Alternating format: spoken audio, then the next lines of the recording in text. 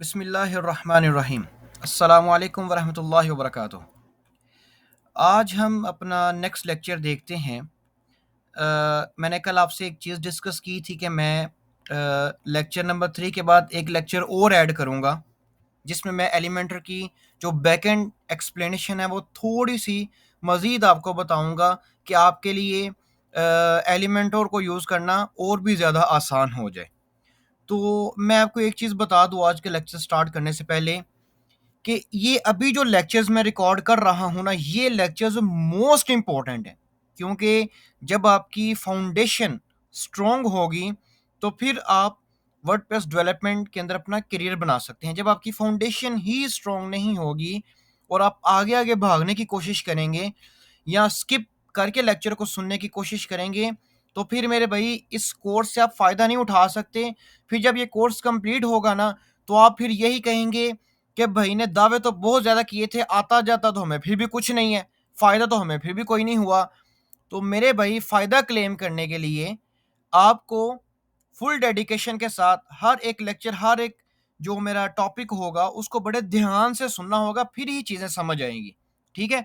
जैसे-जैसे कोर्स हमारा ग्रेजुअली आगे जा रहा है, वैसे-वैसे इसकी इम्पोर्टेंस भी उतनी ज़्यादा हो रही है। तो कहीं ऐसा ना हो कि कोर्स की जो है ना वो इम्पोर्टेंस ग्रेजुअली इंक्रीज़ होती रहे और आपकी जनाब जो डेडिकेशन है, जो आपकी विलिंगनेस है, वो वैसे ही ग्रेजुअली डिक्रीज़ होनी शुरू हो जाए। तो ऐसा बिल्कुल भी ना करिएगा मेरे भई, मैं सिर्फ़ और सिर्फ़ आपकी जो है ना वो ज़िंदगी के फ़ायदे के लिए ही ये कर रहा हूँ, आपके वक़्त को कीमती बनाने के लिए कर रहा हूँ। मैं कल एक भाई को बात बता रहा था कि देखें, आपका जो वक़्त है, वो एक अमानत है, ठीक है? अगर आप मेरे लेक्चर के ऊपर आके मेरा लेक्चर सुनते हैं, तो आप अपना टाइम मुझे दे रहे हैं और आपका ये टाइम मेरे लिए अमानत है और मैं अल्हम्दुलिल्लाह अपनी अमानत के अंदर कभी भी ख़यानत नहीं किया करता, ठीक है? मेरी कोशिश यही होती है कि मैं आपको हर वो चीज़ सिखा दूँ, जो मुझे आती है और जिन चीज़ों से मैं फ़ायदा उठा रहा हूँ, आप भी उन चीज़ों से फ़ायदा उठाएँ। तो अभी हम अपने लेक्चर की तरफ चलते हैं। आज हम सीखेंगे कि जो एलिमेंटर का जो बैकएंड है, वो किस तरह काम करेगा और हमारी जो है ना वेबसाइट डेवलपमेंट के अंदर या वर्डप्रेस डेवलपमेंट के अंदर हमारे वो किस तरह काम आएगा। ये मोस्ट इम्पोर्टेंट लेक्चर है। ये through out the career, through out the course ये चीज़ें हमने बार-बार यूज़ करनी है। लिहाज़ा इस लेक्चर को बड़े ध्यान से आपने सुनना है, ठीक है? और हो सके तो साथ नोट्स भी बना लीजिए, ताकि आपके लिए जब आपको दोबारा जो है ना वो डेवलपमेंट फेज़ की तरफ आना होगा, तो आपके लिए मुश्किल ना हो। तो अभी हम क्विकली अपने डैशबोर्ड की तरफ जाते हैं। ये वर्डप्रेस का डैशबोर्ड है। तो मैं प्लगइन्स में जाता हूँ, आपको मैं एक चीज़ दिखा दूँ कि मैंने इसमें वर्डप्रेस जो एलिमेंटर प्रो है वो मैंने इंस्टॉल कर लिया है और मैंने इसका लाइसेंस भी ऐड किया हुआ है। मैं आपको लाइसेंस दिखा देता हूँ। ये मैंने लाइसेंस भी अपना एक्टिवेट कर लिया है, ठीक है? तो क्विकली ये जो इर्रेलेवेंट प्लगइन्स हैं, मैं ज़रा इनको डिलीट करता हूँ। यहाँ से हम सेलेक्ट ऑल कर सकते हैं। ये 2 मैं रिमूव कर दूँगा और अनचेक, इसको भी अनचेक कर दें, लाइट स्पीड कैशे। चलिए, ये बाद में बताऊँगा कि इसका फंक्शन क्या है। तो बाकी सबको मैं यहाँ पे इमीडिएटली डिलीट कर दूँगा, क्योंकि हमें इनकी ज़रूरत नहीं है, ठीक है? हमें जिस प्लगइन की ज़रूरत होगी हम सिर्फ़ वो प्लगइन रखेंगे, बाकी किसी प्लगइन को रखने की ज़रूरत नहीं है। इसको मैं अपडेट कर लेता हूँ, क्योंकि ये चीज़ें बड़ी ना मुझे ये ऐसे ना इरिटेट मैं होता हूँ बहुत ज़्यादा इन चीज़ों से। तो अभी मैं इसको रिफ्रेश करूँगा। अभी अब देखिए कि सिर्फ़ और सिर्फ़ मेरे पास 2 प्लगइन इंस्टॉल हैं, एक एलिमेंटर और एक एलिमेंटर प्रो और एक लाइट स्पीड कैशे, ठीक है? ये 2 प्लगइन्स हमने एक्टिवेट किए हैं, ये प्लगइन एक्टिवेट अभी नहीं हुआ हुआ। तो अभी जो है मैं आपको एलिमेंटर का बैकएंड बताने लगा था। तो जब आप एलिमेंटर इंस्टॉल करते हैं, एलिमेंटर और एलिमेंटर प्रो दोनों इंस्टॉल करते हैं, तो आपके पास ये 2 फीचर आपके डैशबोर्ड के ऊपर अपीयर हो जाते हैं। अगर तो आप एलिमेंटर के ऊपर होवर करेंगे, यहाँ पे आपको डिफरेंट मेन्यूज़ नज़र आएँगे और टेम्पलेट्स के ऊपर आपको डिफरेंट मेन्यूज़ नज़र आएँगे, ठीक है? अब सबसे पहले मैं एलिमेंटर के सेटिंग्स में जाता हूँ। ये जो इसके सेटिंग्स है, इसके साथ आपका पाला पड़ता है जब आप कस्टम पोस्ट टाइप बनाते हैं, ठीक है? जब आप कस्टम पोस्ट टाइप बनाएँगे, तो उसका भी नाम यहाँ पे अपीयर हो जाएगा। इस वक़्त यहाँ पे आ रहा है ये पोस्ट का और पेजेस का, कि पोस्ट और पेजेस। इसका मतलब क्या है कि कौन-कौन से ऐसे पेजेस और पोस्ट को आप अलाउ करेंगे कि आप उसका डिज़ाइन एलिमेंटर में बना सकें, ठीक है? तो मैं यहाँ पे पोस्ट भी अलाउ किया हुआ है, पेजेस भी अलाउ किया हुआ है कि मैं पोस्ट भी एलिमेंटर के साथ बनाना चाहता हूँ और पेजेस भी एलिमेंटर के साथ डिज़ाइन करना चाहता हूँ। अगर आप इसको अनचेक करेंगे तो ये जो एलिमेंटर एडिट विद एलिमेंटर का जो फीचर है वो आपके पेजेस से रिमूव हो जाएगा। ठीक है, तो इसको आपने चेक करके रखना है और ये हमारे उस वक्त काम आएगा ये वाला ऑप्शन जब आप न्यू कस्टम पोस्ट टाइप बनाएंगे और उसको भी आपने एलिमेंटर के साथ डिजाइन करना है। ठीक है, उनके पेजेस को उसकी पोस्ट को आपने एलिमेंटर के साथ डिजाइन करना है, वो भी फीचर यहाँ पे अपीयर हो जाएगा। उसके बाद इंटीग्रेशन के अंदर हमारी यहाँ पे जो ज्यादातर यूज होती है मोस्टली वो रिकैप्चा 3 की इंटीग्रेशन यूज होती है, साइट की और सीक्रेट की। ये कैसे यूज होती है आगे चल के मैं बताऊंगा। ये बेसिकली हमारे फॉर्म्स के ऊपर यूज होती है। जब आप कोई फॉर्म एलिमेंटर के अंदर बनाएंगे तो उसके ऊपर क्लाइंट रिक्वायर करता है कि यार इसके ऊपर रिकैप्चा लगाओ। ठीक है, तो तब हमें गूगल से रिकैप्चा की ये 2 कीज लेनी है, साइट की और सीक्रेट की, वो हम यहाँ पे पेस्ट करेंगे और इसको सेव चेंजेस कर देंगे और उसके बाद हमारा जो है वो फॉर्म वो रिकैप्चा को यूज करने के लिए एलिजिबल हो जाएगा। और हम यहाँ पे बहुत ज़्यादा कीज़ यूज़ कर सकते हैं। हम यहाँ पे मेलचिम्प यूज़ कर सकते हैं, मेलचिम्प बहुत ज़्यादा यूज़ होती है। ठीक है, हम यहाँ पे गूगल मैप की एपीआई यूज़ कर सकते हैं, फ़ोन ट्रांसफर की यूज़ कर सकते हैं, स्ट्राइप की यूज़ कर सकते हैं। ये सारी इंटीग्रेशन आप करनी है, लेकिन यहाँ पे मोस्टली जो यूजेबल इंटीग्रेशन है वो रिकैप्चा 3 और उसके बाद मेलचिम्प है। बाकी इतनी ज़्यादा यूज़ नहीं होती। और अगर आप एडवांस पे जाएँ तो यहाँ पे भी एज़ सच ये उस वक़्त हम यूज़ करते हैं, सम टाइम हमारे जो है ना वो वेबसाइट के अंदर कुछ एरर्स आती हैं। एरर्स के ऊपर मैं कंप्लीट एक सेपरेट सीरीज़ बनाऊँगा। वहाँ पे फिर मैं आपको ये ऑप्शंस बताऊँगा कि ये ऑप्शन आपने कैसे-कैसे, कहाँ-कहाँ पे यूज़ करने हैं। और फीचर के अंदर बेसिकली ये जो एलिमेंटर के न्यू फीचर्स आते हैं, वो पहले यहाँ पे आते हैं और वो बीटा वर्ज़न के अंदर पड़े होते हैं। अगर कोई डेवलपर चाहे तो उनको वो यहाँ से टेस्ट कर सकता है। अगर वो चाहे तो टेस्ट कर ले, ना चाहे तो ना सही। और हमारे मोस्ट ऑफ द टाइम जो हमारे डेवलपर्स हैं वो इस चीज़ को देखते ही नहीं है कि एलिमेंटर के अंदर कौन सा बीटा वर्जन आ चुका है, अभी क्या चीज़ें हो रही हैं, अल्फा वर्जन कौन सा है। ठीक है, अभी जो आगे नेक्स्ट रिलीज होने वाला फीचर है वो कौन सा है। अब ये देखें, ये ऑन गोइंग एक्सपेरिमेंट्स लिखा हुआ है कि एलिमेंटर के अंदर अभी कौन कौन से एक्सपेरिमेंट्स हो रहे हैं। ठीक है, तो अभी इसमें बहुत ज़्यादा फीचर्स आ भी चुके हैं, कुछ फीचर्स आ रहे हैं। एलिमेंटर बहुत ज़्यादा एडवांस हो चुका है कि इसमें आप दुनिया जहान की कोई भी वेबसाइट बना सकते हैं। ठीक है, इसके अंदर और भी फीचर्स बहुत ज़्यादा आ रहे हैं। तो यूँ जो है हम यहाँ से अपने फीचर्स में जाके हम देख सकते हैं कि एलिमेंटर के अंदर कौन-कौन से नए फीचर हैं और कौन-कौन से फीचर आने वाले हैं, कौन-कौन से आ चुके हैं। और आप उसके अकॉर्डिंग अपनी वेबसाइट को बना सकते हैं, अपनी रिक्वायरमेंट पूरी कर सकते हैं अपनी और या क्लाइंट्स की। दूसरा ऑप्शन है सबमिशंस। सबमिशंस ये बेसिकली हमारे पास एक एक यूँ समझ लेंगे एक स्टोरेज है। ये एक इनबॉक्स है कि जो भी फॉर्म अपनी आप वेबसाइट के अंदर बनाएँगे, वो फॉर्म जब भी कोई आपका जो कस्टमर होगा या आपका जो क्लाइंट होगा, कुछ वेबसाइट्स क्लाइंट्स के लिए होती हैं, कोई वेबसाइट कस्टमर्स के लिए होती हैं। जब कोई विज़िटर वो फॉर्म फिल करेगा, एक तो वो आपकी ईमेल के ऊपर जाकर स्टोर होगा और दूसरा वो फॉर्म यहाँ पे भी आके स्टोर होगा। ठीक है? ये सबमिशंस के अंदर फॉर्म स्टोर होते हैं और आप यहाँ से सारे फॉर्म की मतलब सारी डिटेल की आप एक सीएसवी भी एक्सपोर्ट कर सकते हैं जो कि एक्सेल फॉर्म में आपके पास आएगी। ठीक है, उसके बाद आप कस्टम फ़ॉन्ट्स यूज़ कर सकते हैं। कस्टम फ़ॉन्ट्स के हवाले से मैं आपको बता दूं कि जब भी आपने कस्टम फ़ॉन्ट्स एलिमेंटर के अंदर यूज़ करने हैं तो आप मेक श्योर करें कि आपके जो फ़ॉन्ट्स का यूआरएल है, ये यूआरएल वो यूआरएल और आपके वेबसाइट का यूआरएल दोनों सेम होने चाहिए। उसके बगैर एलिमेंटर के जो फ़ॉन्ट्स हैं वो काम नहीं करते। इसको मैं डिटेल से एक्सप्लेन करूंगा लेकिन आगे जाके। और यूजुअली कस्टम फ़ॉन्ट्स की हमें ज़रूरत नहीं पड़ती। कस्टम फ़ॉन्ट्स, कस्टम आइकन्स और कस्टम कोड, ये 3 ऑप्शंस हमारे लिए इतने ज़रूरी नहीं होते। हाँ, उस केस में ये ज़रूरी होते हैं जिसके अंदर क्लाइंट हमें खुद स्पेसिफिकली फ़ॉन्ट्स दे कि ये फ़ॉन्ट्स तुमने मेरी वेबसाइट के अंदर यूज़ करने हैं। अदरवाइज़ आप फ़ॉन्ट्स जो है ना वो गूगल के यूज़ करें, जितने भी अगर आप यहाँ पे लिखेंगे fonts dot Google dot com, अगर आप इसको सर्च करेंगे, सॉरी fonts यहाँ पे लिखना था, ये प्लूरल है, fonts डॉट गूगल, गूगल के जितने भी fonts हैं सारे के सारे ऑलरेडी एलिमेंटर के अंदर मौजूद है। ठीक है, इसलिए हमें कस्टम fonts की ज़्यादातर ज़रूरत नहीं पड़ती।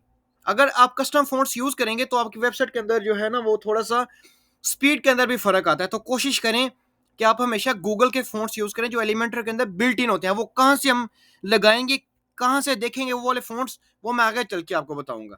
कस्टम आइकन्स इसकी इतनी ज़रूरत नहीं पड़ती, कस्टम कोड की भी इतनी ज़रूरत नहीं पड़ती और रोल मैनेजर की भी इतनी ज़रूरत नहीं पड़ती एज़ सच। ठीक है।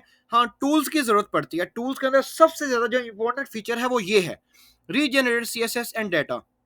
समटाइम वेबसाइट की जो लेआउट है वो सारी डिस्टर्ब हो जाती है, तो उस केस में आप इसको रीजनरेट फाइल्स एंड डाटा करके सेव चेंजेस करते हैं, तो आपकी वेबसाइट की लेआउट बिल्कुल ठीक हो जाती है। ठीक है। रिप्लेस यूआरएल को आपने बिल्कुल भी नहीं छेड़ना, अनलेस कि आपके जो आपने एक वेबसाइट माइग्रेट की और माइग्रेट करने के बाद उसके यूआरएल सही से रिफ्लेक्ट नहीं हुए, फिर आप ये यहाँ पे दोनों यूआरएल चेंज करते हैं। अदरवाइज इनको छेड़ने की जरूरत नहीं, वरना आपकी वेबसाइट की लेआउट सारी की सारी खराब हो सकती है, आपकी वेबसाइट जो है ना वो उड़ जाएगी एक हिसाब की ना। तो इसलिए आपने इन दो फील्ड्स को तभी यूज करना है जब आपने वेबसाइट माइग्रेट की हो और सही से माइग्रेट ना हुई हो। वेबसाइट माइग्रेट कैसे करते हैं ये मैं आपको सिखाऊंगा इंशाल्लाह। कोई भी वेबसाइट होगी 5 मिनट के अंदर माइग्रेट हो जाया करेगी, ये चीज मैं आपको आगे चल के सिखाऊंगा, ये एक सेपरेट टॉपिक होगा।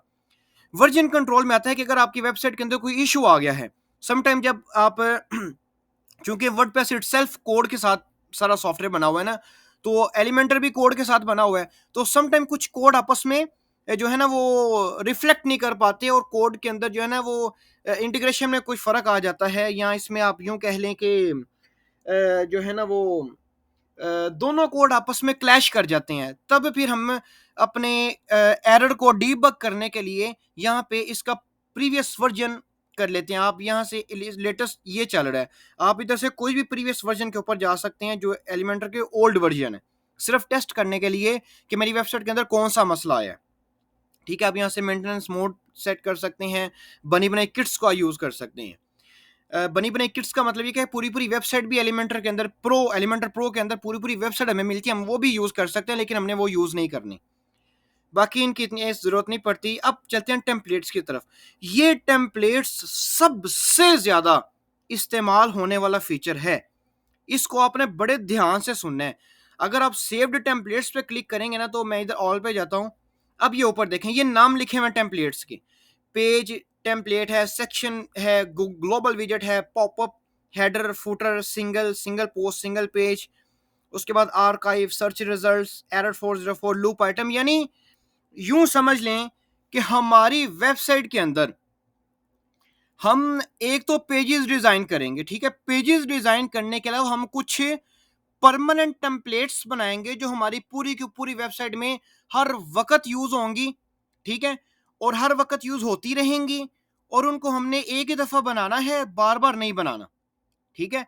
एक दफा बना लेंगे, उसके बाद आप बीसियों पेजेस बनाएं, वो टेम्पलेट्स वैसी की वैसी रहेंगी, और वो सारे पेजेस के ऊपर रिफ्लेक्ट कर देंगे, जिनमें एक मिसाल है हेडर की और एक मिसाल है फूटर की। ठीक है। अगर आप एक दफा हेडर अपना टेम्पलेट बना लेते हैं, हेडर की, हेडर होता है वेबसाइट का जो टॉप वाला, ये हेडर कहलाता है। ये हेडर, ये क्या है आगे चल के हम पढ़ेंगे आगे चल के इंशाल्लाह। तो आपने हेडर की टेम्पलेट बनानी है और फूटर की टेम्पलेट बनानी है। सबसे पहले जब वेबसाइट हम शुरू करते हैं बनानी, तो सबसे पहले हम अपनी वेबसाइट का हेडर बनाते हैं, फिर हम वेबसाइट का फूटर बनाते हैं। ठीक है। वेबसाइट का हेडर और फूटर जब आप एक दफा बना लेते हैं, फिर आप अपनी वेबसाइट के अंदर 101 पेज बनाए, हेडर और फुटर वही यूज होगा जो आपने पहले दिन बनाया था। और अगर आप एक हेडर के ऊपर चेंजेस करेंगे, अगर आप एक पेज के हेडर के ऊपर चेंज करना चाहते हैं, वो 101 पेजेस के सारे पेजेस के ऊपर चेंजेस हो जाएंगे। ठीक है। अगर आपकी वेबसाइट के अंदर 101 पेज है, ये यूज समझ, आपकी वेबसाइट के अंदर 10 पेजेस हैं, और आपने फूटर के अंदर एक लिंक चेंज करना है, जब आप उस लिंक को अपडेट करेंगे या चेंज करेंगे, तो वही लिंक आपके 10 के 10 पेजेस के ऊपर ऑटोमेटिकली रिफ्लेक्ट हो जाएगा।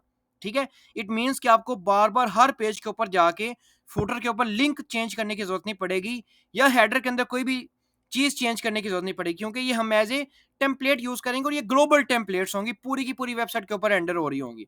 हमारे पास और भी टेम्पलेट्स है, सिंगल पोस्ट टेम्पलेट है, ठीक है, उसके बाद आर्काइव टेम्पलेट है, सर्च रिजल्ट्स है, एरर 404 है, लूप आइटम है। ये सारी टेम्पलेट्स यूज होंगे। ये जब मैं वेबसाइट बनानी स्टार्ट करूंगा, तो ऑन द वे जो जो भी टेम्पलेट हमारे यूज में आएगी, मैं साथ साथ बना के आपको दिखाता रहूंगा। ठीक है। कि ये टेम्पलेट का यहाँ पे यूज है, इस टेम्पलेट का यहाँ पे यूज है, तो आपको इस तरीके से चीजें ज्यादा मेमोराइज हो जाएंगी। उसके बाद ये जो पॉपअप्स है आपकी वेबसाइट के अंदर, अक्सर आप देखते हैं कोई वेबसाइट जब विजिट करते हैं, तो आप थोड़ा सा स्क्रॉल डाउन करते हैं, तो आगे जनाब एक पॉपअप अपीयर हो जाता है। ठीक है। या किसी बटन के ऊपर क्लिक करते हैं तो एक पॉपअप अपीयर हो जाता है, यहाँ से हम अपने पॉपअप्स बनाते हैं। ठीक है। पॉपअप के ऊपर आप कुछ दुनिया जहान की कोई भी चीज़ लगा सकते हैं, पॉपअप को भी जैसे आप चाहें डिज़ाइन कर सकते हैं। ये भी हम आगे चल के इंशाल्लाह इसका यूज़ करेंगे। और उसके बाद हमारे पास लैंडिंग पेजेस आप बना सकते हैं जो सेपरेटली यूज़ होंगे। फिर जो है ना किट लाइब्रेरी से मैंने बताया था कि हमारे पास बनी बनाई किट्स होती हैं जो हम यूज़ करते हैं, वो किट लाइब्रेरी के अंदर वो सारी पड़ी हुई हैं। फिर यहाँ से ऐड न्यू के ऊपर जब आप क्लिक करते हैं तो ये आपके पास विंडो अपीयर होती है, ये वाली, कि बताएं जब कौन सी टेम्पलेट बनाना चाहते हैं। अच्छा जी, अब मैं यहाँ से सेलेक्ट करूँगा, वो मुझसे पूछ रहा है कि कौन सी टेम्पलेट बनाने लगे हो। ठीक है, मैं यहाँ से सेलेक्ट करूँगा कि मैं हेडर की टेम्पलेट बनाना चाहता हूँ। इस टेम्पलेट को नाम दूंगा, एडिट करूँगा, हेडर की टेम्पलेट का एडिटर मेरे सामने ओपन हो जाएगा। ठीक है, यहाँ से हम टेम्पलेट्स अपनी ऐड करते हैं, आप सबकी कैटेगरीज भी बना सकते हैं। ये हमारे एलिमेंटर के फीचर्स हैं जो हमारे जो कोर्स के अंदर और हमारा जितना भी रोड मैप है सब के अंदर ये यूज़ होंगे। आपने इस चीज़ को मेमोराइज कर लें, इस लेक्चर को एक दफ़ा नहीं 2 दफ़ा देख लें। किसी भी मेरे भाई को या बहन को कोई भी कन्फ्यूजन हो वो मुझे कमेंट में लिखे, अदरवाइज मुझे फेसबुक पे मैसेज करें, मैं उसको प्रॉम्प्टली रिस्पॉन्स करूँगा और मैं उसकी कन्फ्यूजन क्लियर करूँगा। ठीक है, आप बनी बनाई टेम्पलेट्स भी इंपोर्ट कर सकते हैं, लेकिन हमने कुछ भी, मैं आपको बार बार कह रहा हूँ, हमने कुछ भी बना बनाया नहीं उठाना, हमने सब कुछ खुद बनाना है। ठीक है, खुद जब बनाएंगे फिर आपके अंदर ये भी चीज़ कहने की एक कॉन्फिडेंट, आपके पास एक कॉन्फिडेंस आ जाएगा कि यार मुझे आता है, मुझे मेरे पास स्किल है, मेरे पास वर्डप्रेस की स्किल है, मेरे पास एलिमेंटोर की स्किल है। ठीक है, अगर आप एलिमेंटोर के अंदर बहुत ही ज़्यादा एक्सपर्ट लेवल के डेवलपर बन जाते हैं तो आप एलिमेंटोर की अपनी वेबसाइट पे जाके डेवलपर की पोजीशन के लिए अप्लाई कर सकते हैं। वो आपका इंटरव्यू लेंगे, अगर आप क्वालिफाई करते हैं तो आपको हायर कर लेंगे। इसके अंदर बहुत ज़्यादा ब्रॉड करियर है। अगर आप इसको as a side business use करें तो आप साइड बिजनेस यूज़ कर लें, अपनी जॉब को कंटिन्यू रखें और रात को आके 2 3 4 घंटे काम करें, आपकी अच्छी खासी साइड अर्निंग आनी शुरू हो जाएगी। तो ये हमारे एलिमेंटर के फीचर्स हैं। तो आज का जो लेक्चर था हमारा वो यही था कि एलिमेंटर का जो बैकएंड है उसके बारे में थोड़ी सी एक्सप्लेनेशन थी कि क्या क्या चीज़ें हम यूज़ करेंगे और उन चीज़ों को हमने कहाँ कहाँ पे और कैसे कैसे यूज़ करना है, ये चीज़ हमने साथ साथ सीखनी है। एक ही वक्त में सारी चीज़ें मैं आपको नहीं सिखा सकता एक ही लेक्चर के अंदर, लेक्चर बहुत बड़ा हो जाएगा। मैं वैसा नहीं काम करना चाहता कि आप यूट्यूब पे लिखें WordPress how to WordPress for beginner, एक ही 3 4 घंटे का लेक्चर आ जाता है, वो वेबसाइट बना के जनाब साइड पे मारते हैं, चलें जी बस वर्डप्रेस सीखेगी। ऐसे वर्डप्रेस नहीं सीखी जाती मेरे भाई। तो आज के लेक्चर में इतना ही, इंशाल्लाह आप इसको डेडिकेशन के साथ सीखिए। ठीक है, और बाकी हम इंशाल्लाह नेक्स्ट लेक्चर में सीखेंगे कि जब आपने वेबसाइट को डिज़ाइन करना है तो उससे पहले पहले आपको क्या क्या चीज़ें आपके इल्म के अंदर होनी चाहिए। ठीक है, और ये याद रखें कि ये है फ्रंट एंड के हवाले से। ठीक है, फ्रंट एंड, ये है आपका एलिमेंटर का फ्रंट एंड, एलिमेंट और front end before designing the website section column widgets. ये 3 चीज़ें क्या हैं, ये 3 चीज़ें हमने सीखनी है। और नेक्स्ट लेक्चर बिल्ला ही इससे भी ज़्यादा इंपॉर्टेंट है, नेक्स्ट लेक्चर बहुत ही ज़्यादा इंपॉर्टेंट है। एलिमेंटर का बैकएंड आपने सीख लिया है, अब कल हम इंशाल्लाह अगले लेक्चर में हम एलिमेंटर का फ्रंट एंड सीखेंगे कि एलिमेंटर का फ्रंट एंड जो है उसके अंदर कौन कौन सी चीज़ें हमने जो है ना वो करनी है। नेक्स्ट लेक्चर बहुत ही ज़्यादा इंपॉर्टेंट है, जिसने नेक्स्ट लेक्चर और ये वाला लेक्चर दोनों मिस कर दिए वो मेरे भाई एलिमेंटर नहीं सीख सकता।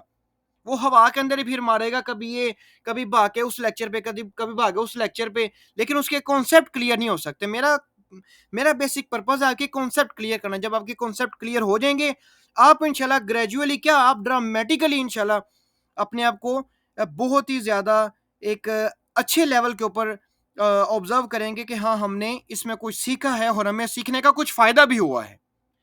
तो अभी तक के लिए इतना ही, बाकी इंशाल्लाह मिलते हैं नेक्स्ट लेक्चर में। Thank you so much.